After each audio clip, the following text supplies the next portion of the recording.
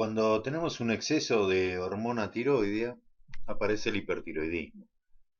Eh, Básicamente es un tipo de tirotoxicosis caracterizado por un trastorno metabólico. El exceso de la función de la glándula tiroides conlleva a que haya un aumento de las hormonas tiroides. La enfermedad de Graves es uno de los casos más frecuentes y es una enfermedad de características autoinmunes. Bocio tóxico multinodular, adenoma hiperfuncionante y los tumores hipofisarios, el tumor hipofisario que se produce cuando se libera demasiada tirotrofina. Esto obviamente va a traer un aumento de la actividad de la glándula tiroides. Y un caso raro, el carcinoma folicular de tiroides. Los síntomas del hipertiroidismo son variados. Puede haber alopecia. Esto también recordemos que podría ocurrir en el caso del hipotiroidismo. En la enfermedad de Graves se producen exoftalmos, nerviosismo, agitación, bocio en el caso de la enfermedad de Graves. Aumenta la tensión arterial sistólica, temblores, intolerancia al calor, taquicardia, arritmias supraventriculares, piel caliente, diarrea, debilidad, miopatía, osteoporosis, reflejos exaltados, metrorragias, impotencia, infertilidad, disminución de peso. En general, son todos los síntomas exacerbados que se producen normalmente, fisiológicamente, por la función de las hormonas tiroides, pero en este caso exacerbados. Puede haber pérdida de peso, apetito voraz, dijimos intolerancia al calor, probablemente también palpitaciones, temblores, deshidratación, etcétera. Puede llegar a producirse un deterioro de la conciencia. El tratamiento está dado por fármacos que disminuyen la síntesis de hormona tiroidea, fármacos que disminuyen la liberación, fármacos que inhiben la conversión periférica de T4-T3, aquellos que inhiben las acciones periféricas, es decir, los que antagonizan de alguna manera las acciones que se producen debidas al hipertiroidismo, y finalmente la ablación quirúrgica o por medio de yodo radioactivo de la glándula. Entre los fármacos que disminuyen la síntesis, y son los más importantes que vamos a ver, los más comunes, se encuentran, entre otros, los inhibidores de la bomba de yodo. Los inhibidores de la bomba de yodo, específicamente el perclorato, el tiosanato ya casi que no se usa por sus complicaciones, sus efectos adversos, lo que hacen es inhibir la entrada del yoduro hacia la célula folicular. La reacción adversa más típica es la anemia plástica.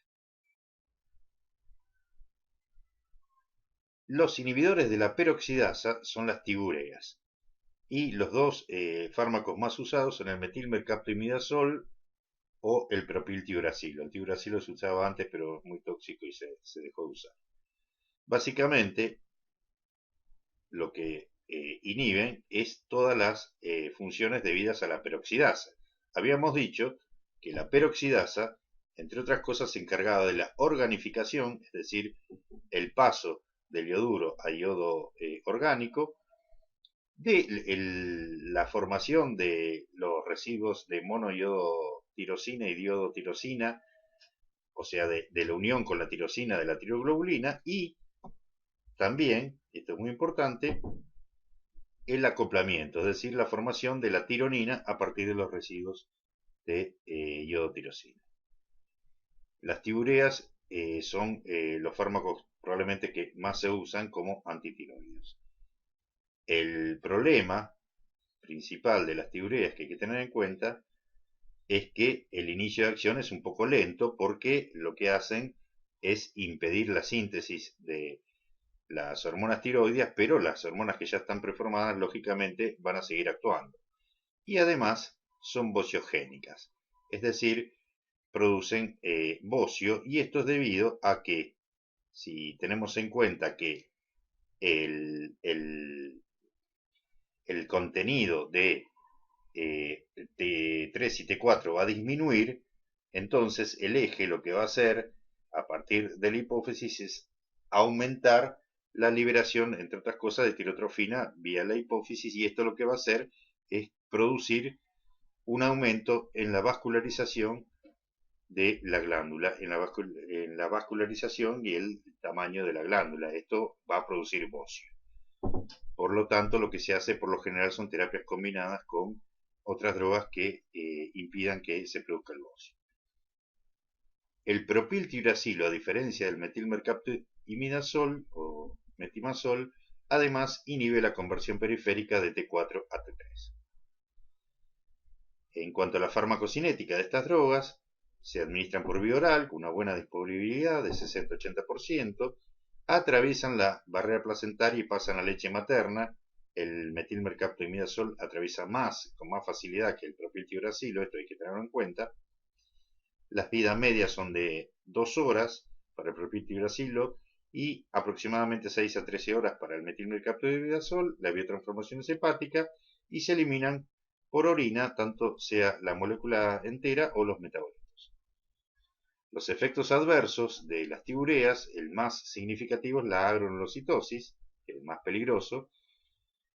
Además, pueden producir anemia aplásica. Por otra parte, pueden ser teratogénicos, puede haber reacciones de hipersensibilidad, rash, urticaria y intolerancia gástrica, náuseas, además de, en algunos casos, hepatotoxicidad. Pero los dos efectos adversos fundamentales que hay que tener en cuenta son la granulocitosis y la anemia plásmica. En algunos casos puede ocurrir.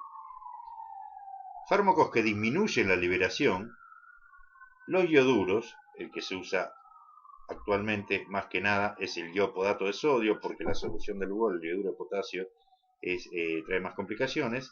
El litio, que solo se utiliza en el caso de que el paciente tenga alergia al yodo, porque tiene una gran cantidad de efectos adversos mayores que los ioduros.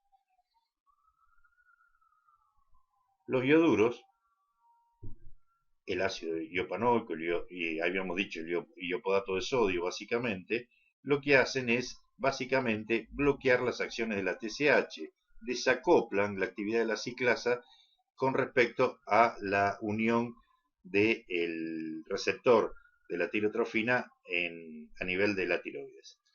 Como parte de ese desacople, lo que ocurre es que se alteran todas las funciones debidas a la TSH, a la tirotrofina. Por ejemplo, se altera el transporte del ioduro, la hidrólisis de la tiroglobulina, y además impiden la hiperplasia y la vascularización inducida por drogas ociogénicas, porque al no haber acción de la TSH, esta acción debida a la ciclasa, no se produce la hiperplasia y la vascularización. A dosis altas también pueden inhibir la misma liberación de las hormonas tiroides, pero básicamente estos son los efectos que ocurren. Ahora bien, los ioduros, que dijimos que se pueden utilizar conjuntamente con las tiureas porque de alguna manera impiden la aparición de bocio, el tema de los ioduros es que su acción no es muy larga, sino que es una acción transitoria, y después de unas semanas puede ocurrir que los ioduros dejen de actuar, y en ese caso la gran cantidad porque el eje está excitado porque hay una disminución de las hormonas tiroides, por lo tanto la TSH se descarga en gran cantidad. La gran cantidad de TSH lo que hace es producir lo que se llama una tormenta tiroidea, es decir, se produce una especie de hipertiroidismo debido a que la TSH está desregulada porque no hay manera de frenarla por la falta de hormona tiroidea, y por lo tanto, al no existir la función del ioduro, que es desacoplar, digamos, del exceso de ioduro, desacoplar la acción de la TSH sobre el receptor y impedir la actividad de la ciclasa, al activarse la ciclasa lo que se produce es un hipertiroidismo por la gran cantidad de TSH que hay en el medio. Los efectos adversos son la hipersensibilidad, principalmente. Cuando un paciente está hipertiroideo, se puede recurrir, en caso extremo, a la cirugía o a la destrucción del parénquima, de la glándula por medio de yodo radioactivo. El yodo radioactivo lo que tiene, el 131, el isótopo, es que tiene una penetración relativamente escasa, es decir, de una penetración del orden de centímetros solamente, donde puede destruir, digamos, donde puede llegar la radiación, y por lo tanto, al acumularse el yodo radioactivo en la tiroides, solamente va a afectar la zona relativamente cercana a la glándula y no va a ir al resto del organismo. Y las partículas que más este isótopo de yodo liberan son las partículas beta, que lo que tienen es baja penetración y destruyen el tejido donde está acumulado el yodo radioactivo, es decir, cercano a la glándula, pero no al resto del organismo. Las partículas gamma que se liberan son muy penetrantes, pero son muy pocas y pueden servir para detectar por medio de detectores, a ver la cantidad de radiación que la glándula ha tomado. Es decir, sirven como detectores de la cantidad de radiación que se encuentra en la tiroides. La vida media del yodo 131 es baja, es de 8 días, lo que quiere decir que el 99% de su radiación se gasta en apenas 56 días, lo cual hace que la persona no esté con radiación, digamos, por un periodo grande de tiempo. Las indicaciones son para la enfermedad de Graves, siempre en pacientes mayores de 40 años, porque en un paciente que es fértil, que se espera que pueda tener hijos, no se le va a indicar un tratamiento con radiación. Y en el caso de carcinoma tiroideo. El riesgo es que el exceso, digamos, de destrucción de la glándula genere un hipotiroidismo, por supuesto.